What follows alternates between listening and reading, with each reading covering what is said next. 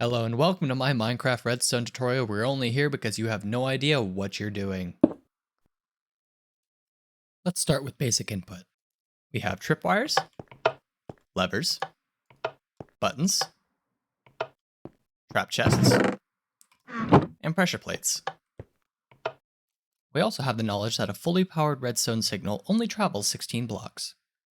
Whenever the block connected to a redstone torch is powered, it turns off, inverting your signal, which allows you to get some basic logic going on. Whenever you have two power sources and you turn them both off, it turns this torch on, causing an output. And if either one of the sources are on, there will not be any output, only whenever both are off. Which can be extremely useful if you're making a combination lock. For example, when all three switches are turned on, we have no power at our block. When all three switches are turned off, we still have no power on your block, because I have set up a combination where this redstone torch needs to be turned on, while the others need to be turned off.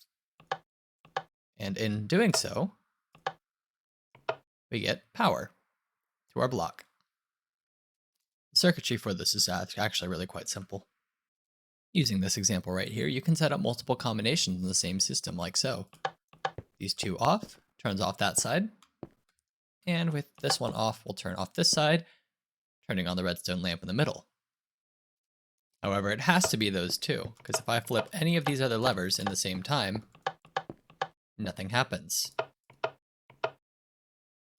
And all of the basic inputs apply to using this kind of contraption. And now to really dumb this down, if this says yes, then the answer is no. If both of these answers are yes, then the answer is yes. However, if any of them are no, the answer is no.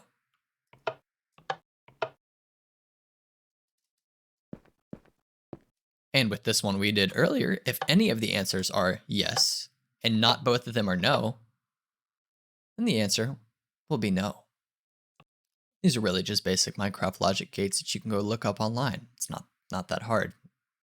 There are many different variants of these kind of contraptions that some of you will be able to make sense of. Some. Lamps are not the only available output to us. We also have things like pistons, which allow you to push blocks,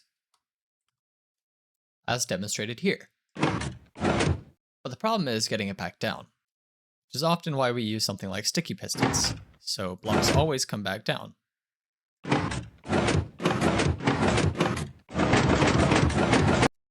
So distracting. Which when coupled together with torch inverters and pistons, it allows you to make a piston door, which can easily be expanded upward by just putting a piece of redstone, a piston, and a block in front of it. Any higher is not going to work. But you can make it infinitely taller, or at least world height taller, with a setup like this. The only difference is there's going to be a slight delay. Feel free to pause at any time if I'm going a little fast for you. And since we're on the subject of outputs, let's not take a look at the other output options. Obviously, as beforehand, we have our pistons, but then we have our more interesting things like dispensers, which are able to distribute water and take it back. There goes that button. They're able to shoot arrows. They're able to shear sheep with shears on the inside. Yep. They're able to shear sheep. And they're even able to do things like equipped armor.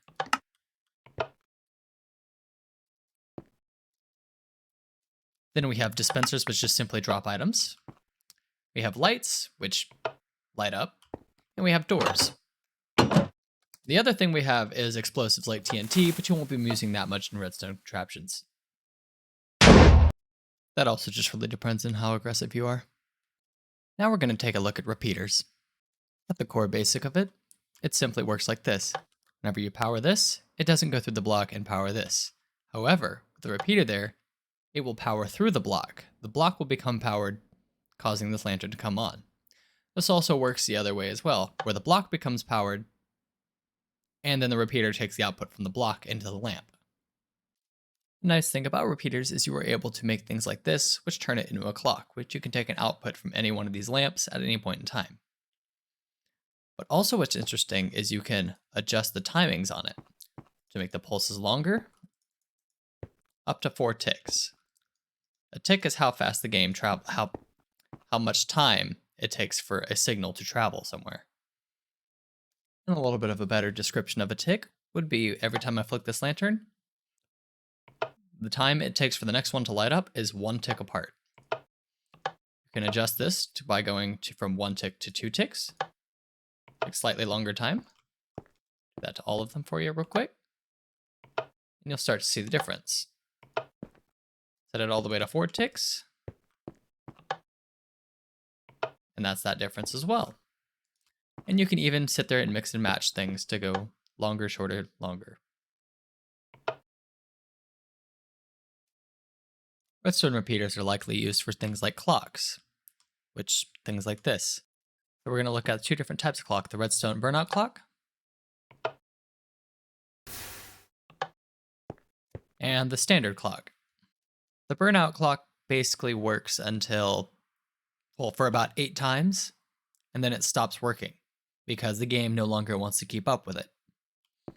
Well, as long as there is 2 ticks between the clock, minimum, it'll keep going forever. You can adjust this by increasing the delay, up to about 8 ticks on both ends. This also counts as a tick as well, so it'll be about 9 ticks total. A good use for a torch burnout clock is something like a trap. You step over that and... yeah. A good use for a torch burnout clock is something like an arrow trap, where somebody steps on the tripwire, and that happens. I can literally just watch this all day.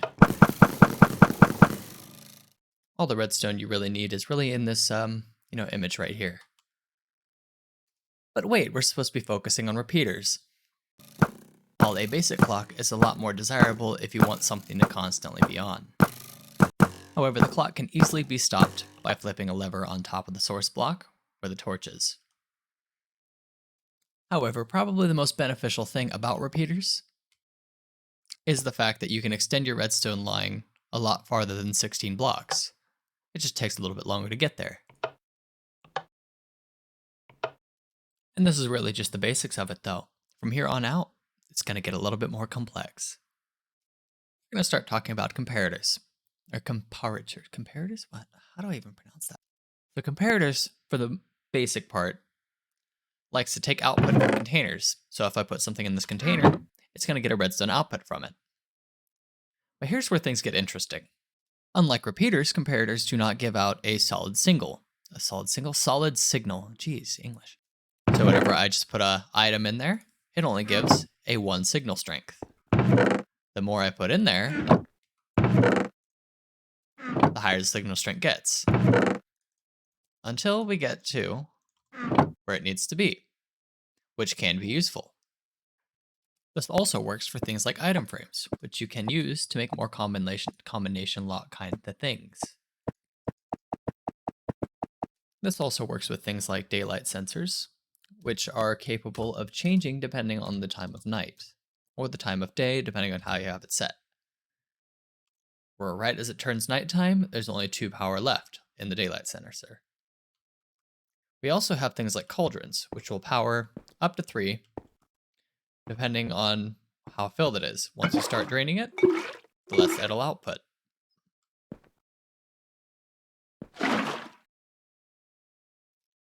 But hey, why is that useful, we might ask? Let's say, for example, you want this light to be on, but only whenever you're getting a certain amount of ticks, or whenever this is in a certain position. Flick it once, nothing happens. 2 times, the light turns on. Any more, it turns off. It's only available whenever it's in a certain position. I'll just probably mention that this also works with lecterns. Depending on what book you're on, what page you're on, will give you a different redstone signal.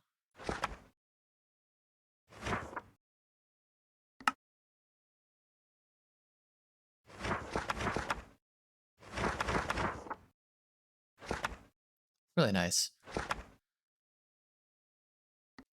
Now this is when comparators start to get really weird. Currently, this one is outputting a signal strength of 1. However, These ones are also outputting 1. If either one of these gets higher, it completely turns it off. As an example, if I set this to a higher level, it's going to be like that. I can keep turning this until it gets to that level and then it just turns off. If either of these inputs are greater than this input right here, it completely turns the system off, which is a good way to set up a failsafe for something. I need to adjust the time of day. However, if you right-click the comparator and turn that little light on there, it turns it into subtract mode, which means every time I flick this, it subtracts 1 power from it until we get to 0. However, this is mostly only applicable whenever it comes to very, very large and very complicated contraptions. A great application of this is to make locked doors. Oop. Well, you get the point of that. To make a locked door. So whenever you come inside your house, you can flick this lever, and this door will not open no matter how many times you press the button on either side.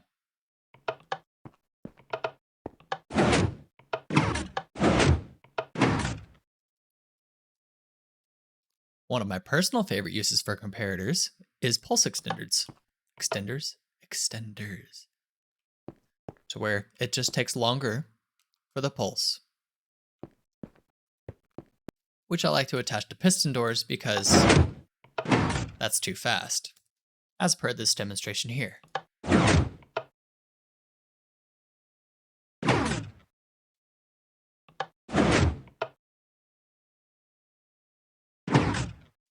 Which brings us to the heart of all my survival bases, the timing circuit.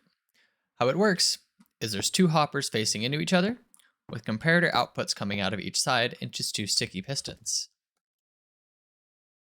And they will be passing back and forth a redstone block to power and unpower things on command. Currently there's nothing in there to show that, but let me grab some items real quick and I will begin like that. Now, once all 64 of those items are passed into this hopper here, it will, I'm going to just speed up this process a little bit, swap back and forth, unpowering and repowering everything after a set time limit. This is one of my favorite timer circuits that I use for everything Minecraft. These also can be easily stopped by adding a lever to it and causing everything to be locked in the offs position hopper. Jesus Christ, I don't realize I did this much redstone already. One of my other favorite things is the item sorter, which, as stated, it sorts your items. If you have multiple of these set up, you can set up an entire storage system with everything being automated. This is the basic form of it, where you have a comparator going out, and with a repeater at the bottom into a torch. These 2 right here, there should not be any items flowing out of this one. There should not be a chest in front of this. There can be a chest in front of this one.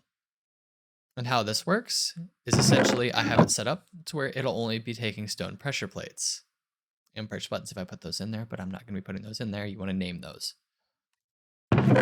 So I have a bunch of random items here. I'm going to throw it all in here.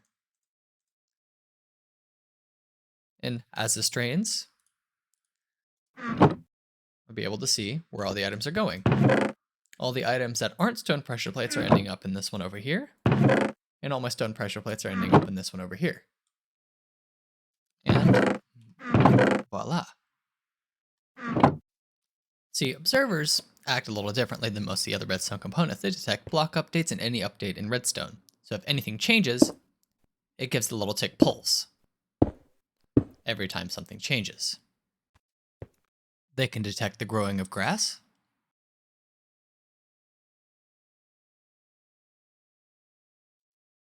It will detect bamboo growth or any kind of crop at all. And even other redstone signals, which would allow me to build small automated farms like this one.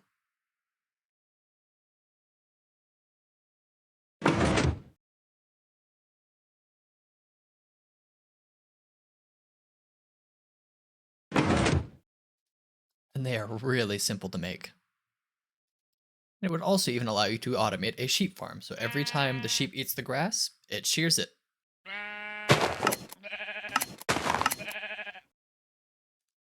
And with that, I would like to thank you all for joining me on my basics of Redstone today. And keep in mind, these are just basics.